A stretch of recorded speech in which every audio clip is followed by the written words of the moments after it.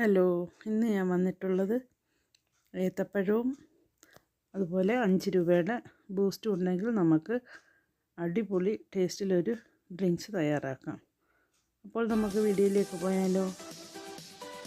വീഡിയോയിലേക്ക് പോകുന്നതിന് മുമ്പ് ഇനി എൻ്റെ ചാനൽ സബ്സ്ക്രൈബ് ചെയ്യാതെ കാണുന്ന ഫ്രണ്ട്സൊക്കെ ഉണ്ടെങ്കിൽ ഒന്ന് സബ്സ്ക്രൈബ് ചെയ്യണം കേട്ടോ. ഞാനിവിടെ എടുത്തേക്കുന്നത് 2 ഏത്തപ്പഴമാണ്.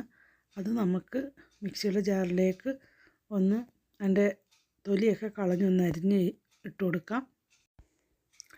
ഈ ചൂട് സമയത്തും അതുപോലെ തന്നെ നമുക്ക് ക്ഷീണം മാറ്റാനും കുട്ടികൾക്കും മുതിർന്നവർക്കും എല്ലാവർക്കും കുടിക്കാൻ പറ്റിയ ഒരു ഡ്രിങ്ക്സാണ് ഉണ്ടാക്കുന്നത്. ഏത്തപ്പഴം ഇതുപോലെ കട്ട് ചെയ്ത് മിക്സിയുടെ ജാറിലേക്ക് നമുക്ക് ഇട്ട് കൊടുക്കാം. അധികം പഴുത്തു പോയാലും കുഴപ്പമില്ല. ഇനി ഇതിലേക്ക് നമ്മൾ ഇടാൻ പോകുന്നത് ഒരു 7-8 അണ്ടിപ്പരിപ്പാണ്. കുതിർത്തതോ അല്ലാതെയോ നമുക്ക് ഇട്ട് കൊടുക്കാം. ഇനി നമുക്ക് വേണ്ടത്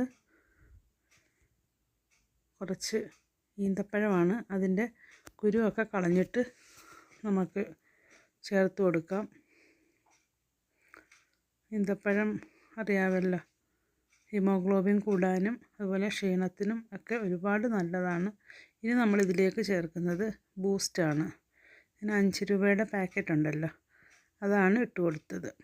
അതൊരു 3/4 പാക്കറ്റ് ഞാൻ ഇട്ട് കൊടുത്തിട്ടുണ്ട്.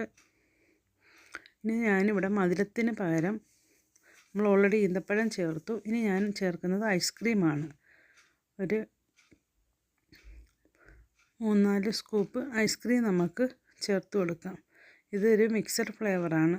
വാനിലയും അതുപോലെ തന്നെ മാംഗോയും എല്ലാം കൂടെ ചേർന്ന ഒരു മിക്സഡ് ഫ്ലേവർ ഐസ്ക്രീമാണ്. അതെല്ലാം കൂടി ഇട്ട് നമുക്കൊന്ന് കറക്കിയെടുക്കാം. എൻ്റെ ഈ ഒരു കൺസിസ്റ്റൻസി ആയിട്ടുണ്ട്.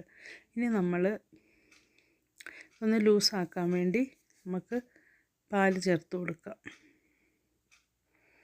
അത് നമുക്ക് എത്ര പേരുണ്ട് അതനുസരിച്ച് വേണം നമ്മൾ പാല് ചേർത്ത് കൊടുക്കാൻ. ഞാനിവിടെ 2 കപ്പ് പാല് ചേർത്ത് കൊടുക്കുകയാണ്. പാല് കാച്ചി തണുത്തിട്ട് വേണം ചേർത്ത് കൊടുക്കാൻ. അങ്ങനെ പാലൂടെ ചേർത്ത് നമുക്കതെല്ലാം കൂടി ഒന്നുകൂടി ഒന്ന് കറക്കിയെടുക്കാം. അങ്ങനെ നമ്മുടെ ഏത്തപ്പഴം ഷേക്ക് റെഡി ആയിട്ടുണ്ട്. ഇനി നമുക്ക് സെർവിങ് ഗ്ലാസ്സിലേക്ക് ഒഴിച്ചു കൊടുക്കാം.